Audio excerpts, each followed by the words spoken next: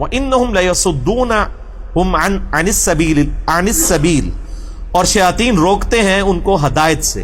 وَيَحْسَبُونَ أَنَّهُمْ مُهْتَدُونَ اور ان لوگوں کا حال یہ ہوتا ہے کہ وہ یہ سمجھ رہے ہوتے ہیں کہ ہم ہدایت کے راستے پہ، یعنی ہوتے گمراہ ہیں. ایک غریب تو بدتمیز، یعنی ہدایت کے راستے پہ ہوتے نہیں ہیں اور وہ یہ سمجھ رہے ہوتے ہیں کہ ہم ہدایت کے راستے پہ. ایسا شیطان ان کو اچک لیتا ہے. حتی اذا جاءنا یہاں تک کہ وہ مر کے جب ہمارے پاس آئے گا، قال یا لیت بینی و بینک بعد المشرقین، وہ کہے گا افسوس کاش میرے اور اس شیطان جو میرے ساتھ اٹیچ تھا ہمارے درمیان مشرق و مغرب کا فاصلہ ہوتا. فبئس القرین، کیا ہی برا ساتھی تھا. لیکن اس وقت رونے پٹنے کا کوئی فائدہ ہی نہیں ہے. وَلَن يَنفَعُكُمُ الْيَوْمَ، تمہیں کوئی فائدہ نہیں دے گا اس دن. اِذ ظَلَمْتُمْ أَنَّكُمْ فِي الْعَذَابِ مُشْتَرِكُونَ، جبکہ تم دنیا میں ظلم کرتے رہے، تم سب اس عذاب میں حصہ دار ہو. اچھا، یہ شیطان کے حوالے سے کہ یہ اللہ کے ذکر سے بھاگتا ہے، یعنی انسان نے اگر اپنے آپ کو اس چنگل سے آزاد کروانا ہے نا تو اللہ کا ذکر کرے. سنن ابی داؤد کے اندر، جامع ترمذی میں کئی ایک احادیث اس حوالے سے موجود ہے، بخاری مسلم میں بھی ہیں. میں نے یہ ساری ایک انٹلیکچوئل ترتیب کے ساتھ مسئلہ نمبر 83A ریکارڈ کروایا ہے، شیطانی وسوسے اور ان کا علاج. اس میں نے بتایا کہ یہ کس طریقے سے انسان کے کندھے پہ بیٹھ کے اپنی تھوت جو ہے وہ دل میں داخل کرتا ہے، اور جیسے ہی انسان اللہ کا ذکر شروع کرتا ہے تو یہ اس کو باہر نکال دیتا ہے. تو جو اللہ کے ذکر میں رہتے ہیں اللہ تعالیٰ کے حصار میں رہتے ہیں. جو ابو داؤد میں حدیث ہے نا، جو ایک دفعہ لا الہ الا اللہ وحدہ لا شریک لہ لہ الملک ولہ الحمد وہو علی کل شیء قدیر، صبح کے وقت پڑھ لے شام تک اللہ کے حصار میں آ جاتا ہے، اور جو شام کو پڑھ لے وہ صبح تک اللہ کے حصار میں آ جاتا ہے، یہاں تک کہ وہ شرک نہ کر لے. اگر شرک کرے گا تو حصار ٹوٹ جائے گا. اور شرک کیا ہے؟ نماز چھوڑنا.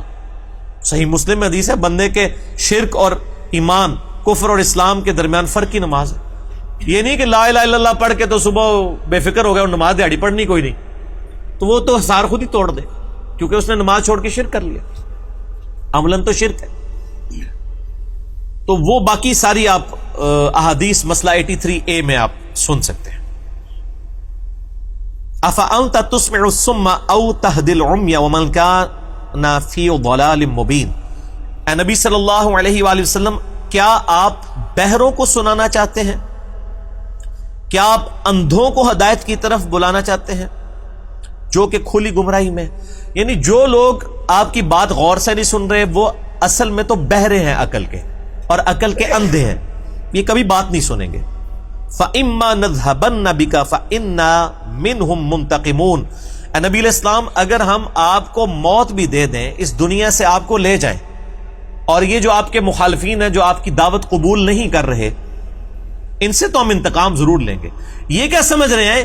یعنی یہ اس خیال میں بیٹھے ہیں کہ نبی علیہ السلام دنیا سے چلے گئے اور یہ دعوت ختم ہو جائے گی. اگر آپ دنیا سے چلے بھی جائیں، یہ جو جنہوں نے آپ کا انکار کیا ہے ان کو ہم بعد میں انتقام لیں گے ان سے، چاہے اس زمانے کے لوگ تھے، چاہے آج کے ہیں، چاہے قیامت تک آنے والے.